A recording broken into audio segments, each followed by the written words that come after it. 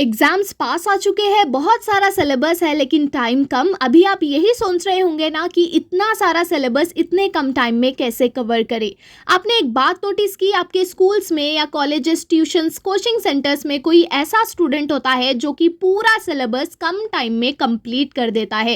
एक रात पहले ही पूरा सिलेबस कवर करके बहुत अच्छे मार्क्स से पास हो जाता है। अभी आप यही सोच रहे होंगे कि ये ऐसा कैसे कर सकता है। उस स्टूडेंट को कुछ साइंटिफिक टेक्निक्स पता होती है जिन्हें यूज करके वो बहुत ही कम टाइम में सारे सिलेबस को कवर कर लेता है। मैं हूं साहिरा, आपको इस वीडियो में मैं उन्हीं 5 इंपॉर्टेंट साइंटिफिक टेक्निक्स के बारे में बताने वाली हूं जिन्हें यूज करके आप भी कम टाइम में पूरे सिलेबस को कवर कर सकते हो। बिना कोई टाइम वेस्ट करे हम हमारी वीडियो शुरू करते हैं। 5 important scientific techniques to cover whole syllabus in less time. पहली टेक्निक है ओडिसिस मेथड। ओडिसिस मेथड को जानने के लिए पहले आपको ओडिसिस की कहानी समझनी होगी। ओडिसिस एक बहुत ही बड़ा राजा था, एक ग्रेट वॉरियर जो कि एक युद्ध पे जाता है, एक वार पे जाता है और उस युद्ध में उसकी जीत हो जाती है।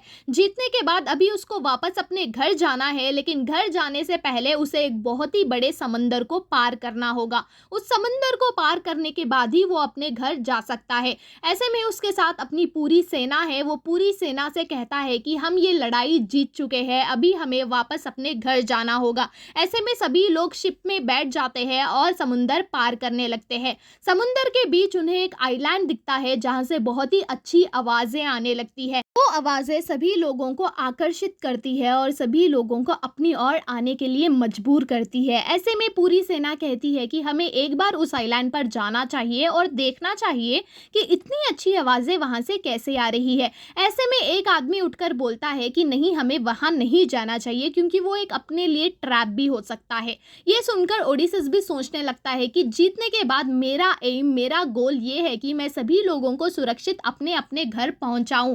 अगर मैं इस आइलैंड पर गया अपनी सेना के साथ तो सेना की जान भी खतरे में आ सकती है, तो हम लोग वो आइलैंड पर नहीं जाएंगे और हमारी घर की ओर बढ़ेंगे। ऐसे में पूरी सेना से वो कहता है कि अपने अपने कान बंद कर लो और उन आवाज़ों को छोड़ दो, सुनना बंद कर दो।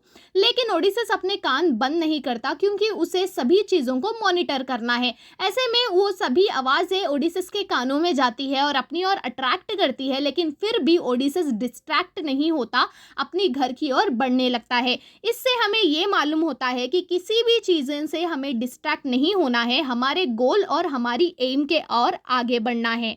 सेकेंड टेक्निक है 80-20 रूल। 80-20 रूल ये कहता है कि आपके सिलेबस में कुछ ऐसा पार्ट होगा जो कि कंपलसरी एग्जाम पेपर में आने ही वाला होगा।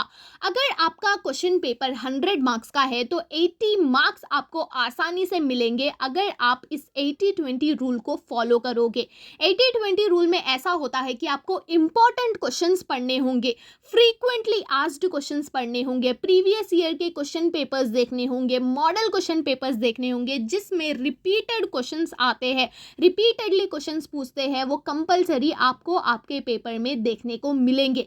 तो 80-20 रूल को फॉलो करने से आप इंपॉर्टेंट क्वेश्चंस पढ़ के अच्छे मार्क्स से पास हो सकते हो। नेक्स्ट है पार्किंसंस प्रिंसिपल। पार्किंसंस प्रिंसिपल क्या है मैं आपको बताती हूँ। आज के दिनों में प्रोक्रास्टिनेशन बहुत ही ज्यादा बढ़ चुका है, बहुत बड़ा प्रॉब्लम बन चुका है। अभी आपके पास ये क्वेश्चन होगा कि प्रोक्रास्टिनेशन का मतलब क्या है। प्रोक्रास्टिनेशन मतलब कल के लिए टालना। अगर हम कुछ पढ़ रहे हैं या कुछ कर रहे हैं तो हमारे मन में ऐसा ख्याल आता है कि अरे अब मैं ये करना या पढ़ना छोड़ देता हूँ, मैं ये कल कर लूँगा या कल पढ़ लूँगा, ये मैं बाद में कर लूँगा। ये बहुत ही बड़ा प्रॉब्लम बन चुका है और हमें डिस्ट्रैक्ट करता है, हमारा सिलेबस इनकम्प्लीट रह जाता है या कवर नहीं हो सकता। अगर हमें हमारा सिलेबस कंप्लीट करना है तो हमें पार्किंसंस प्रिंसिपल का यूज़ करना होगा। हमें एक डेडलाइन बनानी होगी, टारगेट सेट करना है कि इस टाइम में इस सिलेबस को मुझे कंप्लीट करना है, तभी आप कम टाइम में पूरे सिलेबस को कंप्लीट कर सकोगे। अगर आप डेडलाइन बनाओगे, आपके पास एम होगा तो आपका पूरा अटेंशन उस काम को कंप्लीट करने की तरफ जाएगा। फिर आता है water tank principle. Water tank को तो आपने देखा ही होगा, जो कि आपके टेरेस पर होता है। अभी अज्यूम करें कि एक वाटर टैंक है, लेकिन उस वाटर टैंक में बहुत बड़े होल्स हो गए हैं। अगर आप अभी उस वाटर टैंक को फिल करने की कोशिश करते हो तो क्या वाटर टैंक फुल्ली फिल हो जाएगा? आंसर है नहीं, क्योंकि उस वाटर टैंक में बहुत बड़े होल्स है। आप कितना भी पानी फिल करने की कोशिश करो, वो पानी फिल होकर उस होल्स में से बाहर आ जाएगा। अभी ये होल्स है आपका डिस्ट्रैक्शन टाइम। अगर आप पढ़ रहे हो और डिस्ट्रैक्ट हो रहे हो, फेसबुक चला रहे हो, इंस्टा चला रहे हो, स्नैप चला रहे हो, तो ये आपका डिस्ट्रैक्शन होगा। उस वाटर टैंक के होल्स हो जाएंगे। आप कितना भी पढ़ने की कोशिश करो, कितना भी उस वाटर टैंक में यानी कि आपके दिमाग में पढ़ाई डालने की कोशिश करो, लेकिन पढ़ाई आपके मेमोरी में नहीं रहेगी, आपके मेमोरी में स्टोर नहीं होगी।